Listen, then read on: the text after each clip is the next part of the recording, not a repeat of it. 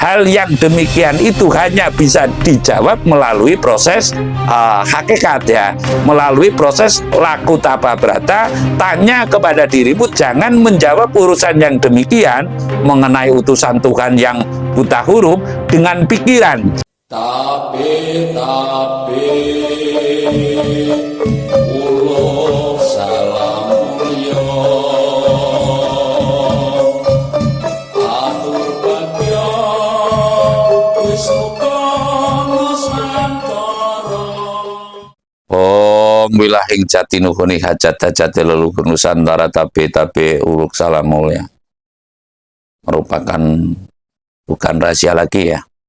Artinya sudah menjadi rahasia umum bahwa sekarang masing-masing pendepan atau guru atau ustadz lah cara kasare mengeluarkan statement dengan sendiri-sendiri dengan tafsirnya yang macam-macam. Kalau kemarin itu ribut mengenai keturunan ya, antara keturunan A dan keturunan B, duriyah apakah saya nggak maksud itu.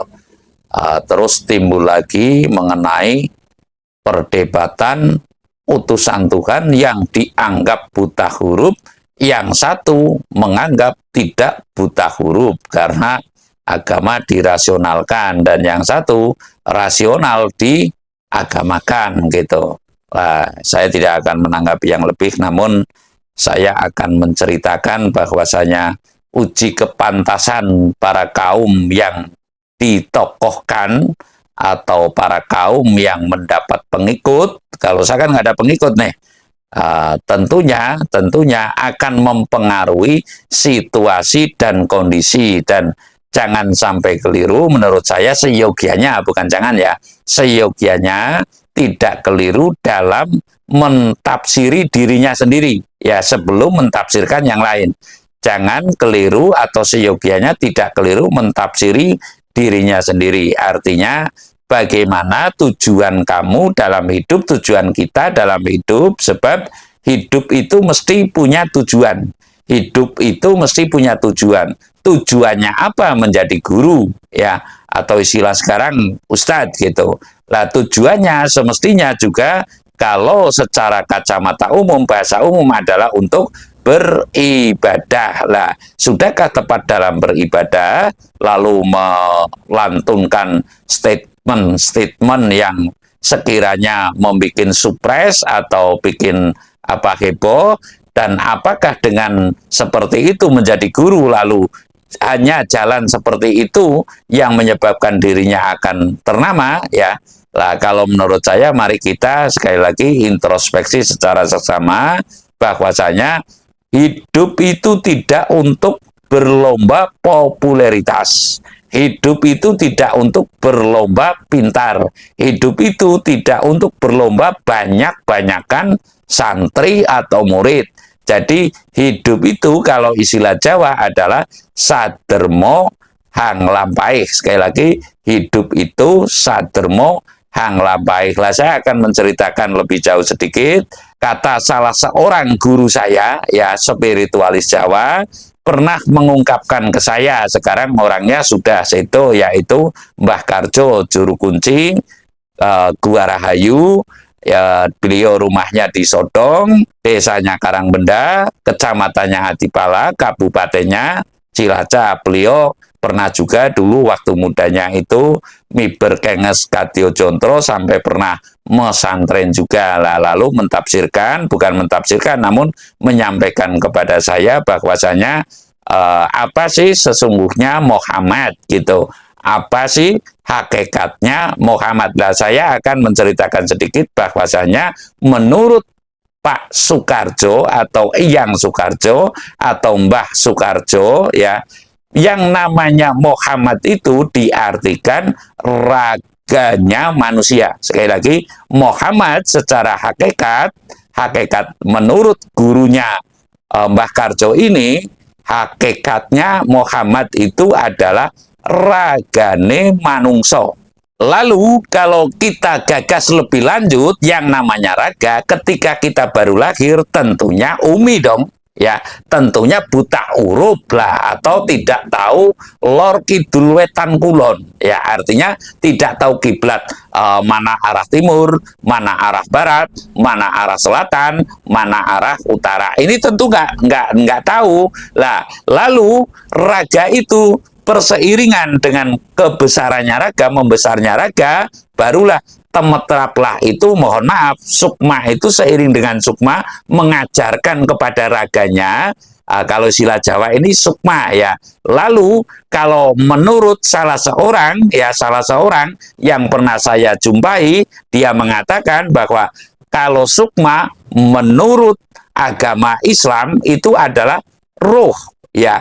Ruh, salah satu lagi ada yang mengatakan nur. Lah, sehingga nur menyatu dengan Muhammad, ya, Muhammad ini raga, disitulah manusia bisa berkata-kata, disitulah manusia itu bisa membaca, disitulah manusia mungkin bisa pula menulis apabila disertai dengan pembelajaran. Lah, ini sekali lagi saya tidak menyinggung ke arah sana karena itu bukan bidangnya. Saya hanya mengatakan dari guru saya, termasuknya Mbah Soekarjo, bahwasanya hakikat Muhammad itu ya raga, ya raganya manusia, bukan raganya mau binatang, ya bukan raganya kambing, bukan raganya kuda, bukan raganya binatang lain, tapi raganya manusia. Lah, setelah itu raga manusia kedunungan ruh, ya, seiring besarnya raga ini secara seksama saling mengisi artinya yang mengajari kita, yang mengajari raga kita itu adalah nur atau ruh, sehingga kita bisa berkata-kata, sehingga kita itu bisa menulis, sehingga kita itu bisa menerang-nerangkan agar bagaimana hidup itu bisa lebih baik, artinya lebih baik, dan tahu kepada siapa yang menciptakan hidup. Lah, yang menuntun siapa? Yang menuntun itu adalah nur, ya, nur. Kalau saya mengatakan Nur Muhammad mungkin berlebihan, ya. Nur. Lah, nur atau ruh inilah yang selalu mengajak kita kepada kebajikan. Contoh, ketika kita memukul orang, ya, tentu nur kita atau hati kita secara umum mengatakan jangan. Tapi kita, nafsu kita mengalahkan daripada kata-kata atau himbauan daripada nur itulah. Nur ilahi atau sukma kalau istilah Jawa yang selalu menuntun kepada kebajikan ini.